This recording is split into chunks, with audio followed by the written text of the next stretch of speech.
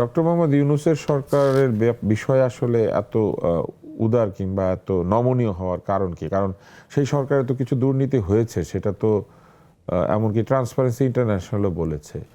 সেই সরকারের বেশ কিছু উপদেষ্টার বিরুদ্ধে অভিযোগ উঠেছে দুর্নীতির বিষয়ে।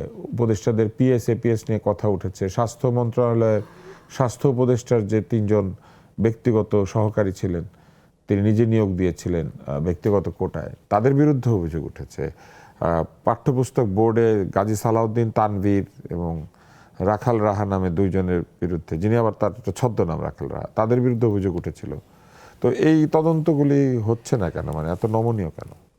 তুষার ভাই, ফেসিস্টের সময় আমরা একটা শব্দ শুনতাম, উন্নয়নের জোয়ারে দেশ ভাসছে, মানে এটা যে জান্নাতের যে নহর দিয়ে দুধ প্রবাহিত হচ্ছে। যারা সরকারি আনুকূল্য পেত তাদের অপরাধের কোনো বিচার হতো না। আচ্ছা, কিন্তু এই যে আপনার স্বাস্থ্য উপদেষ্টা নূরজাহান ম্যাডাম, হয়তো নামটা বললেন আপনি, যে দুটো নাম বললেন, ওনার 2 জন এবং আসিফ মাহমুদের সুস্পষ্ট। এখানেও কিন্তু ওই যে হাসিনা বলছে না যে আমার প্রিয় 400 কোটি টাকা নিয়ে গেছে, কিন্তু আজ পর্যন্ত এই যে দুদকে যে 2টা মামলা হলো, আমরা কিন্তু এখন পর্যন্ত ওই মামলার লাস্ট এখন যে কি অবস্থা আমরা কিন্তু এখনও জানিনি।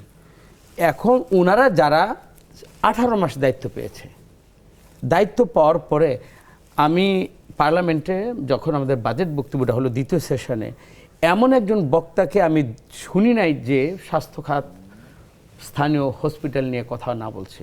আমার এলাকার মুন্সিগঞ্জের যে সদর হসপিটালে অবস্থা যদি আপনি যান, যেখানে আমার 500 লোক রেগুলার আমি দেখব, ওইখানে 1500 লোক যায়, প্লাস ওখানে কোনো চিকিৎসা নেই।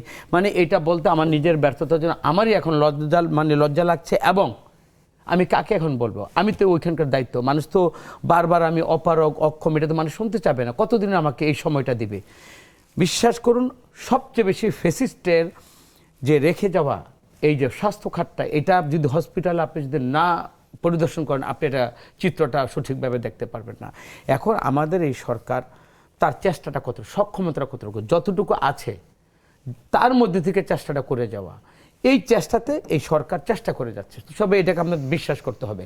এবং আমরা কিন্তু এইভাবে কাউন্সেলিং করে করে আমরা নিজেরা, আমার তো মানে 3 দিন 4 দিন পর পর আমি হসপিটালে সিভিল সার্জন, তত্ত্বাবধায়ক সবাইকে নিয়ে, স্থানীয় প্রশাসনকে আমি আমার মানে সর্বোচ্চ আমি চেষ্টাটা করে যাচ্ছি। আমি তো এই যে আপনার হামের যে কিটের ইয়াটা স্বল্পতা, এটা আমার 7 দিন আমার এটার মধ্যে আমার এখানে আমার রিজার্ভে আছে। আমি এইটা নিয়ে গতকাল আজকেও কিন্তু আমরা মিটিং করে আসছি। কিন্তু এখন দেখেন, আমি কাকে বলবো? আমি স্বাস্থ্যমন্ত্রীকে বলবো, স্বাস্থ্যমন্ত্রী কোথায় বলবে? মাননীয় প্রধানমন্ত্রীকে বলবে। কিন্তু কোন অবস্থায় আমি রেখে গেলাম দেখেন। এখন ওই যে মানুষকে ব্লেম দিয়ে আমি কিন্তু পার পাবো না। আমি দায়িত্ব নিয়েছি, আমি মনে করি আমার দায়িত্বের জায়গা থেকে আমাকে সর্বোচ্চ মানুষকে প্রথম হলে বোঝাতে হবে। আমি যদি কোনো জায়গায় ব্যর্থ হই, কেন ব্যর্থ হচ্ছি, এই ব্যাখ্যাটা এক্সপ্লেনেশন করে জনগণের বিশ্বাসের মধ্যে আসতে হবে।